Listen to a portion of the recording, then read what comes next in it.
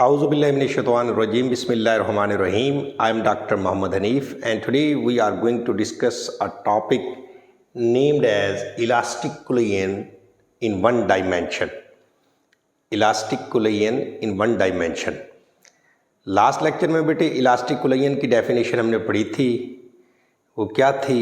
A type of a collision in which momentum and energy remains conserved या remains constant. यानी elastic collision को हम की definition क्या थी बेटे? इलास्टिक कोलिजन ऐसी कोलिजन को कहते हैं जिसमें मोमेंटम और काइनेटिक एनर्जी कंजर्व्ड रहें, यानी इनिशियल मोमेंटम और फाइनल मोमेंटम इक्वल हों. इस तरह initial kinetic energy before collision और after collision final kinetic energy they must be equal. इसको हमने कहा था इलास्टिक कोलिजन. अब elastic collision in one dimension ये टॉपिक है, लॉन्ग टॉपिक है, कई दफ़ा एग्ज़ाम में आया हुआ है, तो इसे ध्यान से सुनना है और याद करना है और प्रैक्टिस करनी है. बहुत आसान है, एक दफ़ा समझेंगे तो याद हो जाएगा इंशाअल्लाह.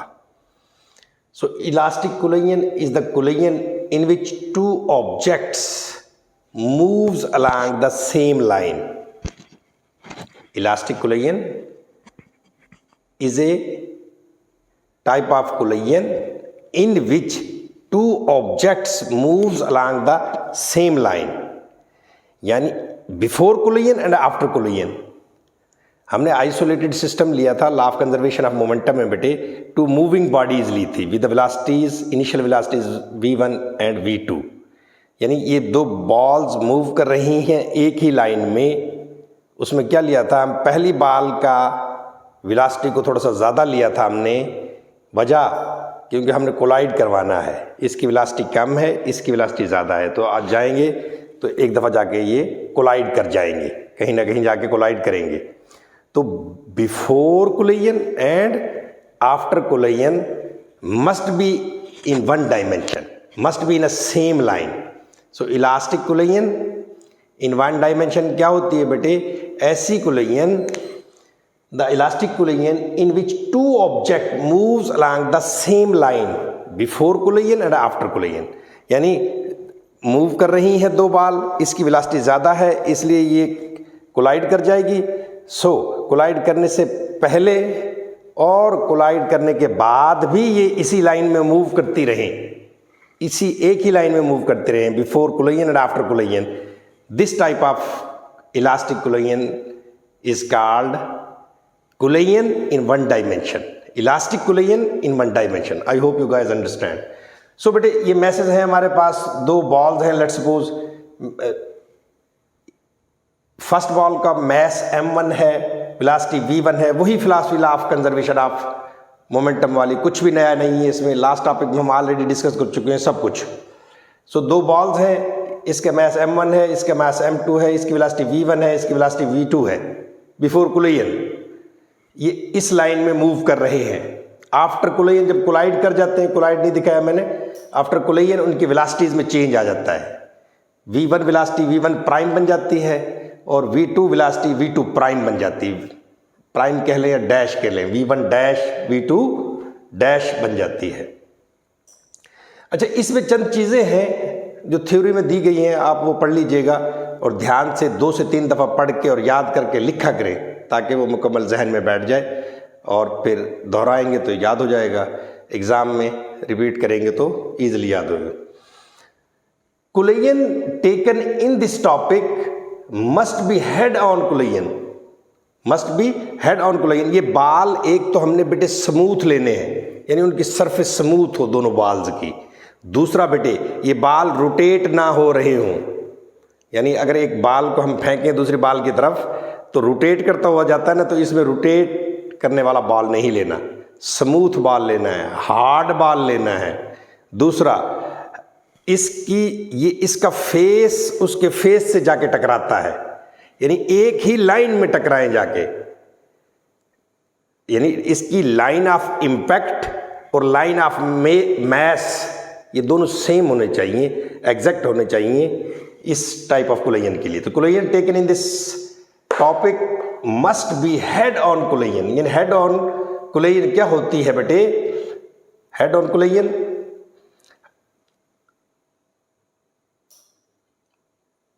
the balls must be smooth and hard and also non-rotating line of impact, यानी बेटे इसकी लाइन ऑफ इम्पैक्ट और इसकी लाइन ऑफ मोशन वो अलॉन्ग द सेम लाइन होना चाहिए, यानी line of action and line of action और लाइन ऑफ इम्पैक्ट सेम चीज होती है, और line of mass must be same, must be in the same line. So प्यारे बेटे, collision taken in this topic must be head on collision, यानी बाल सीधा एक ही लाइन में फेस टू फेस जाके टकराए, उससे ना रोटेट हो. The balls must be smooth and hard, बाल स्मूथ होने चाहिए और हार्ड होने चाहिए. Also non rotating, रोटेट भी ना कर रहा हो बाल. नेक्स्ट बेटे, line of impact and line of motion along the same line. बेटे लाइन ऑफ इम्पैक्ट और line of motion same line पे होने चाहिए, यानी एज इट इज जाके टकराए, ये ना हो कोई एंगल बन जाए. साइड से भी टकरा जाती है ना समटाइम, बाल इस साइड से भी टकरा जाती है और नीचे भी टकरा सकती है और थोड़ा सा ऊपर भी टकरा सकती है. नहीं, हमने फेस टू फेस टकराना है बाल को, यानी लाइन ऑफ इम्पैक्ट और line of mass must be in the same line. Impact parameter is 0, यानी उसमें एंगल 0 होना चाहिए. समटाइम ऐसा होता है कि बाल अगर थोड़ा सा फेस टू फेस ना टकराए, लाइन ऑफ इंपैक्ट पे ना टकराए, थोड़ा सा यहां टकरा जाए तो बाल इस साइड पे निकल जाएगा. अगर इस लेफ्ट साइड पे बाल टकरा जाए तो राइट साइड पे बाल चला जाएगा, तो एंगल क्रिएट हो जाएगा. ये एंगल है ना थीटा, ये मस्ट भी 0 होना चाहिए, लेकिन बाल सीधा टकराए तो अगले बाल सीधा मूव हो, तो इसको line impact parameter is must be 0. फिर बेटे, अब हमने पता है कि इलास्टिक कोलिजन में मोमेंटम कंजर्व होता है और एनर्जी, काइनेटिक एनर्जी भी कंजर्व होती है, यानी बिफोर एंड आफ्टर सेम होती है. सो बेटे प्यारे देखें, कंजर्वेशन ऑफ मोमेंटम क्या मतलब? Initial momentum must be equal to the final momentum. So initial momentum क्या होगा? गौर से देखिए बेटे, initial momentum m1 m2 plus m2 v2, वही लिखा है मैंने, m1 v1 plus m2 v2 must be equal to m1 v1 prime plus m2 v2 prime, यही तो लिखा है मैंने.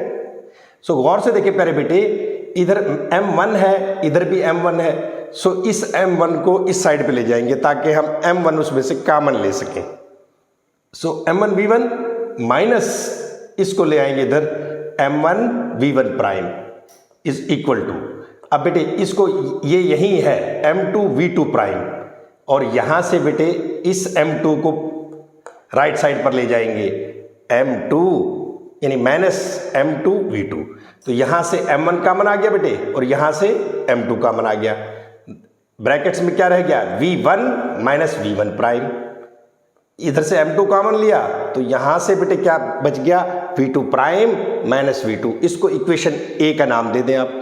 उसके बाद बेटे कंजर्वेशन ऑफ एनर्जी, यानी kinetic energy before collision must be equal to the after collision. So kinetic energy क्या होगी इसकी? Half m1 v1 square plus half m2 v2 square must be equal to half m1 v1 prime square plus half m2 v2 prime square. यही equation मैंने लिखी है. सो बेटे m1 को एक साइड पे ले जाए, m2 को दूसरी साइड पे ले जाएंगे. So half m1 v1 prime square को इस साइड पे ले गए और इस बेटे हाफ m2 v2 स्क्वायर को राइट साइड पर ले जाएंगे. तो यहां से बेटे हाफ m1 कॉमन आ गया. इन दोनों टर्म्स में हाफ m1 क्या है बेटे? कॉमन है. सो इसको कॉमन बाहर ले लिया, अंदर क्या बच गया हमारे पास? v1 square minus v1 prime square is equal to, इसमें इन दोनों टर्म्स में से हाफ m2 कॉमन आ जाएगा तो अंदर क्या बचेगा? v2 prime square minus v2 square. बेटे हाफ हाफ से कट गया, और इसको अगर हम इधर डिवाइड कर दें तो हाफ से हाफ कट जाएगा।